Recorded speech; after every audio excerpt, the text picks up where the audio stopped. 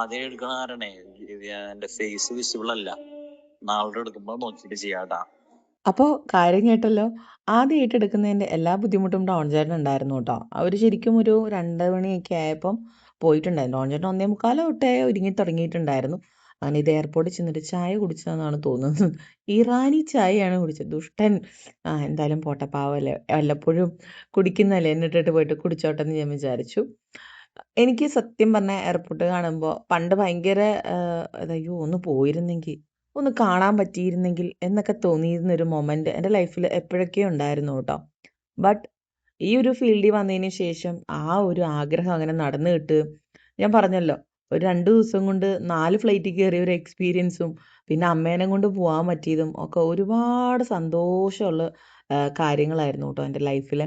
അപ്പോൾ ഇപ്പോൾ എയർപോർട്ട് കാണുമ്പോൾ ചെറിയൊരു മിസ്സിങ് ഉണ്ട്. ഞാൻ ഡിമ്പിളിനോട് എപ്പോഴും പറയും, നമ്മൾ ഓരോ വർഷവും ഓരോ സ്ഥലത്തേക്ക് പോകുന്നുണ്ട്, ഈ വർഷം നമ്മൾ എവിടെയാണ് പോവുക ഡിമ്പിളേന്ന് ഞങ്ങൾ ഇടയ്ക്കിടയ്ക്ക് അങ്ങോട്ടും ഇങ്ങോട്ടും ചോദിക്കാറുണ്ട് കേട്ടോ.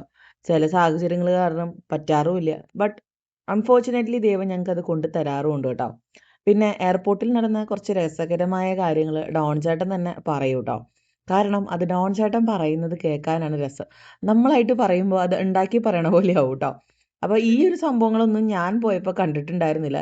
ഞാനും ഡിമ്പിളും പോകുമ്പം നേരെ ഞങ്ങളുടെ എയിം എർത്ത് ലോഞ്ചിൽ പോവുക, ഫുഡ് അടിക്കുക എന്നുള്ളൊരു ലക്ഷ്യമായിട്ടാണ് ഞങ്ങൾ പോകുന്നത്. പക്ഷേ ഇവരങ്ങനെയല്ല, എല്ലാം ചുറ്റിക്കാണാനും ഒക്കെ വേണ്ടിയിട്ടാണ്. പിന്നെ റിജോ ചേട്ടൻ ഉണ്ടായ ഒരു എക്സ്പീരിയൻസ് ഡോൺ ചേട്ടൻ എക്സ്പ്ലെയിൻ ചെയ്യൂ കേട്ടോ. ഈ വീഡിയോയില് ജവാനെ കൊണ്ടുപോണ എന്താ സംഭവം എന്ന് വെച്ചാ, ഞങ്ങള് വെയിറ്റ് ചെയ്തിരിക്കായിരുന്നു ലോഞ്ചില്. അപ്പോ ജവാന്റെ ഫോണിലേക്ക് കോൾ വന്നു, ഞങ്ങളുടെ ബാഗിൽ എന്തോ സസ്പീഷ്യസ് ആയിട്ട് കണ്ടിട്ട് ഉടനെ തന്നെ സെക്യൂരിറ്റി ചെക്ക് ചെയ്യാന്ന് പറഞ്ഞിട്ട് അങ്ങനെ ജവാൻ ചെക്ക് കൊണ്ട് പോണ കാണുന്നത്. ഉള്ളിൽ ചെന്ന് നോക്കിയപ്പോ പവർ ബാങ്ക് ആയിരുന്നു ബാഗില്, എന്റെ ബാഗില്. അത് ജവാന്റെ പേരിലാണ് ബാഗ് വിട്ടത്, അല്ലാണ്ട് വേറൊന്നല്ല. അതൊരു കേട്ടല്ലോ അവർക്കുണ്ടായ രസകരമായ അനുഭവങ്ങൾ. അവരിങ്ങനെയാണ് കേട്ടോ, ഇടയ്ക്കിടയ്ക്ക് ഓരോ അനുഭവങ്ങൾ ഉണ്ടാക്കാനായിട്ട് തന്നെ നടക്കുന്നതാണ്. അങ്ങനെ എനിക്ക് തോന്നുന്നു ഒരു 5:30 ഫ്ലൈറ്റിലാണ് അവരിവിടെ നിന്ന് പോയിട്ടുണ്ടായിരുന്നത്. അപ്പോൾ അവിടെ ഫ്ലൈറ്റിൽ കയറിയപ്പം മമ്മി പറഞ്ഞ്, നിങ്ങൾ കുറേ കേട്ടിട്ടുണ്ടാവും ലതാ മേനോൻ എന്ന് പറഞ്ഞിട്ട്. ഞങ്ങൾ ലതാ മേനോൻ ആൻറ്റി എന്നാണ് വിളിക്കുന്നത്. അപ്പം ഐ-ഫ്ലൈ ഉണ്ടായിരുന്നു ഫ്ലൈറ്റിലെന്ന് പറഞ്ഞു കേട്ടോ. ലതാ മേനോൻ്റെ 2ാമത്തെ മകൻ പൈലറ്റാണ് ഇൻഡിഗോയിൽ.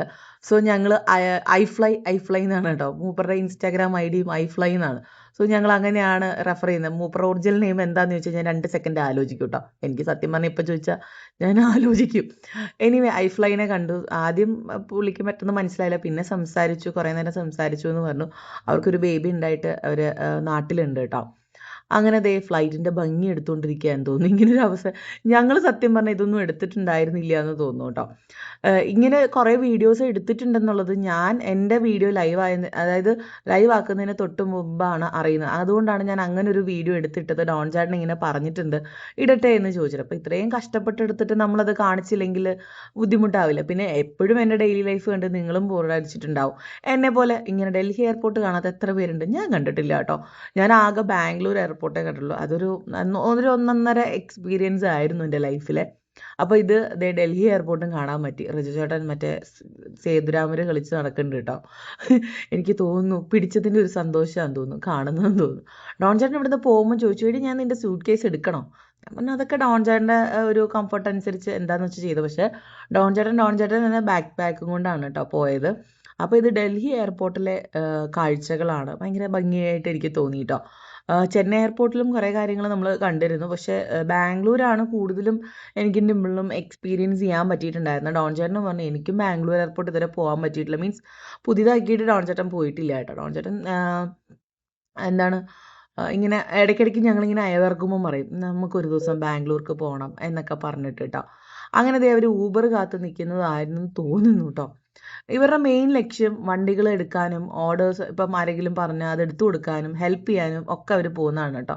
നിങ്ങൾക്ക് എന്തെങ്കിലും വണ്ടി വേണം, അതും പ്രീമിയം വണ്ടി, തട്ടുമുട്ടൊന്നും ഇല്ലാത്ത നല്ല അടിപൊളി വണ്ടി വേണമെങ്കിൽ ഉറപ്പായിട്ടും ഇവരെ കോൺടാക്റ്റ് ചെയ്യാം കേട്ടോ. കാരണം അവർ ഇത്രയും മെനക്കെട്ട് പോകുന്നതും സമയം കളഞ്ഞു പോകുന്നതും നിങ്ങളിൽ ഓരോരുത്തർക്കും വേണ്ടിയിട്ടാണ്. കാരണം ചുമ്മാ ഒരു ഫോട്ടോ കണ്ട് എന്നാൽ വണ്ടി കയറ്റി വിട്ടോ അങ്ങനെയല്ല അവർ ചെയ്യാറ്. പോയി വണ്ടി ഓടിച്ച് അതിൻ്റെ കണ്ടീഷനും കാര്യങ്ങളും ഒക്കെ നോക്കി അതിൻ്റെ പേപ്പേഴ്സൊക്കെ ഓക്കെ ആയിട്ടേ അവർ വരാറുള്ളൂ കേട്ടോ. ആദ്യം ഞാൻ അവരെ 2 പേരും ആ കാര്യത്തിൽ സമ്മതിച്ചു. റിജു ചേട്ടനായിക്കോട്ടെ ഡോൺ ചേട്ടനായിക്കോട്ടെ ആ കാര്യത്തിൽ ഭയങ്കര സിൻസിയർ ആണ് കേട്ടോ.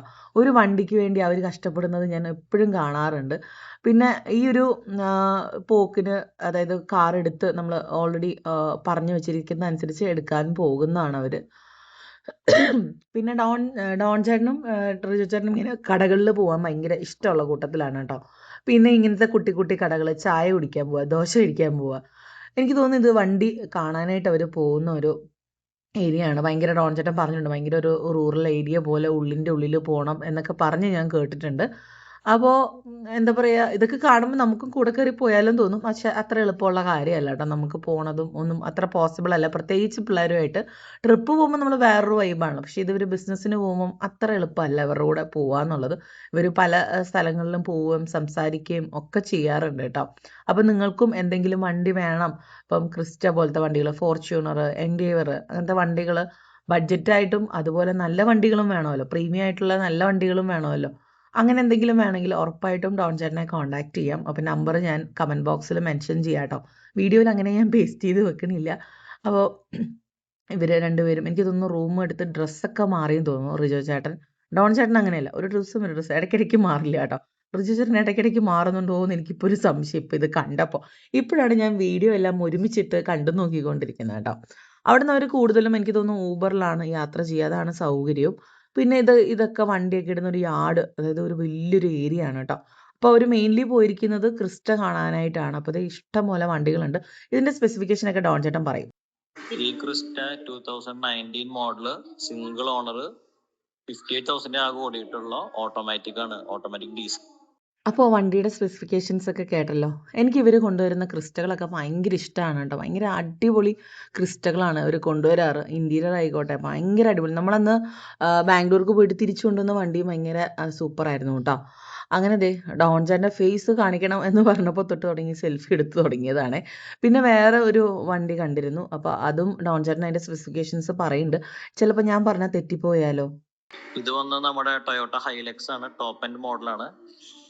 2023 മോഡല്, ഡീസൽ ഓട്ടോമാറ്റിക് 4x4.